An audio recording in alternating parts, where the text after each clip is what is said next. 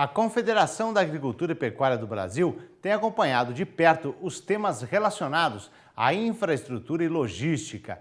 A equipe de técnicos e consultores da CNA participa de alguns eventos esta semana. E o repórter André Anelli tem mais informações.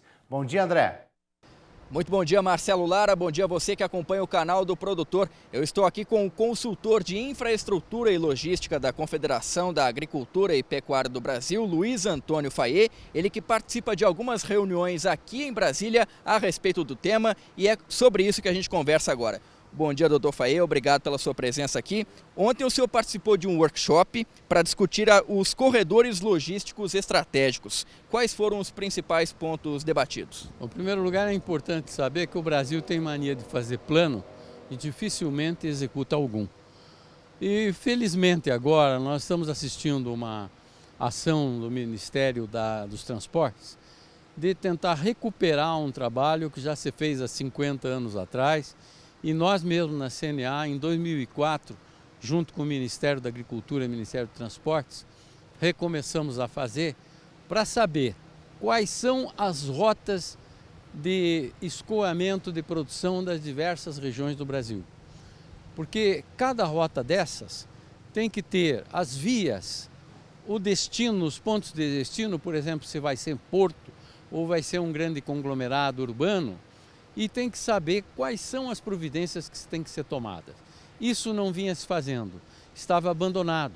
Então agora o Ministério está tomando providências para ver as rotas de exportação, desde a origem até o porto de embarque, e essas rotas de comércio interno.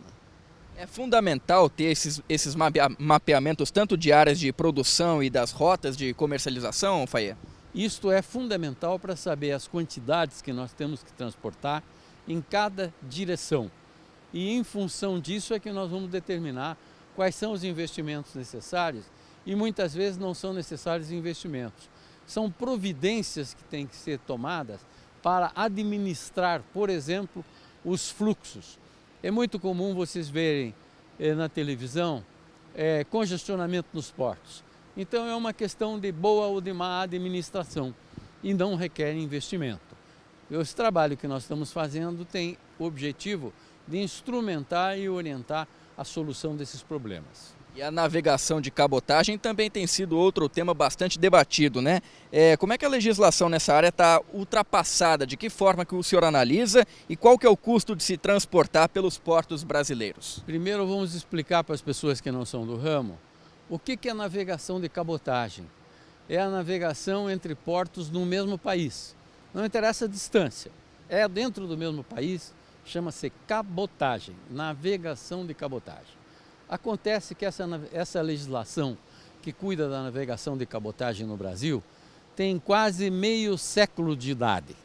O Brasil era outro, o mundo era outro, não existia o grau de globalização que existe.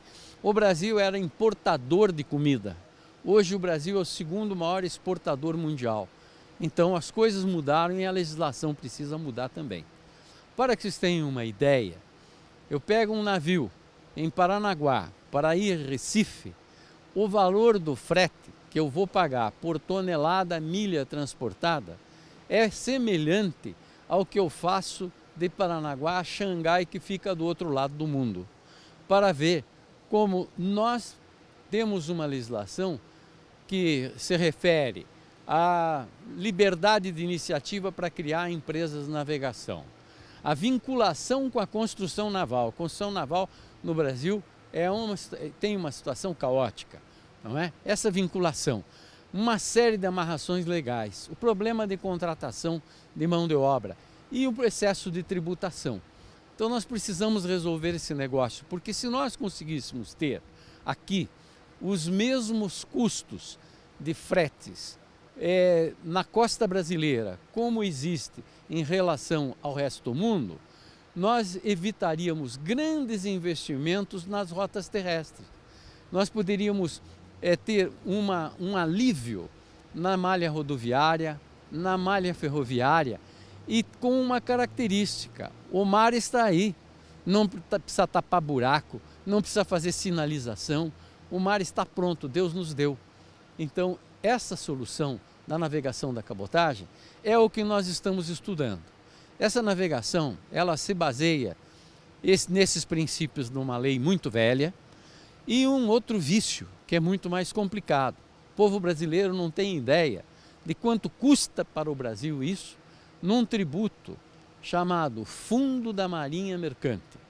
Esse Fundo da Marinha Mercante, quando nós importamos, por exemplo, fertilizantes para a nossa agricultura, nós gastamos cada tonelada de fertilizantes quase 10 dólares, quase 10 dólares a mais por causa desses fundos. Então, nós tínhamos que mudar essa legislação para baratear os custos de produção no Brasil, inclusive, e não tendo este Fundo da Marinha Mercante, a atividade se daria com a livre concorrência. Isso que nós precisamos.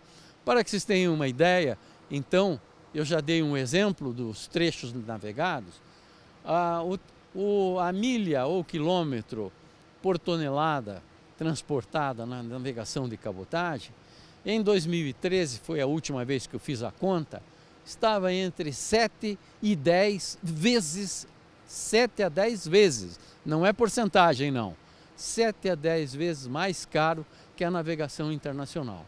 Isto tira a competitividade do Brasil de um lado e de outro lado. Por exemplo, se eu mando arroz para o Nordeste, eu tenho hoje um brutal encarecimento dos fretes que vão se refletir para o consumidor de lá. Se eu trago frutas de lá para o Sul, eu também tenho que pagar os fretes rodoviários porque na navegação seria impraticável transportar. Nós temos que acabar com isso.